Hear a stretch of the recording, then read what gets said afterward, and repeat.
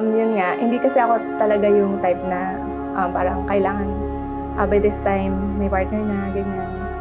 Although, syempre, may part ako na gusto ko na parang best friend. Mas yun yung gusto ko, parang partner na talagang mapagkakatiwalaan ko fully.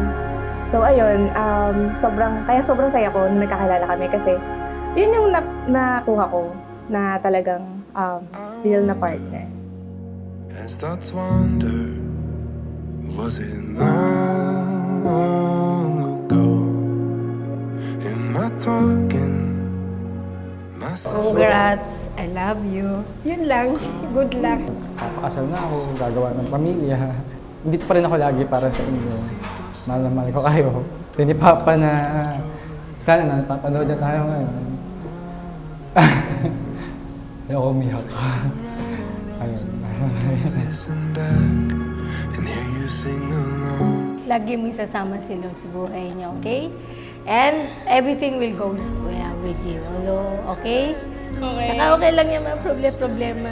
Carry lang yan. Natural lang yan. Basta give and take lang kayo ni Ian.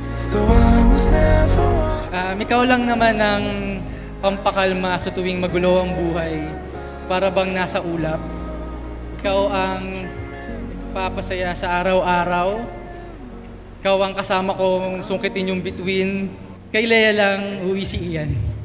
I love you. Ever long. Nakaka-excite yung feeling na magbi-build kami together from where we are today to our dreams, to achieving our dreams together. So, ayun, yun yung exciting na part.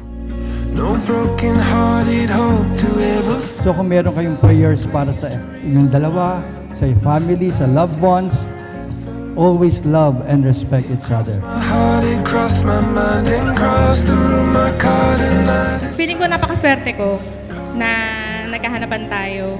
Kasi not everyone has this kind of love na meron tayo. know I still remember. Parang hindi ko na kayang hindi siya kasama. Kasi parang siya na yung bumubuo sa akin. Pag wala siya, malungkot. Pag wala yung daldal niya, wala yung ingay niya, wala yung chismis na pagmamahal niya. Parang hindi kompleto. So, ayun. Sana mahalin mo ako ng paano kita mahalin at dadagdagan ko pa yung pagmamahal ko sa'yo ng sobra-sobra pa. Love you. I still remember walking just Ang lalaki iiwanan ng kanyang ama't ina at sila'y magsasama ng kanyang asawang babae.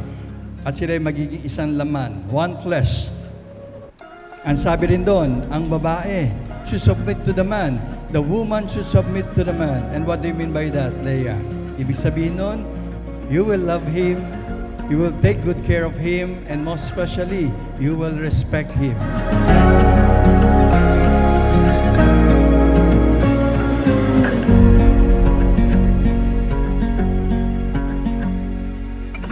Ian, do you take this woman to be your wife, to love her, to comfort her, honor her, provide for her, forsaking all others, cling only to her as long as you both shall live? Yes po. And Leah, do you take this man to be your husband, to love him, submit to him, forsaking all others, cling only to him as long as you both shall live? I do.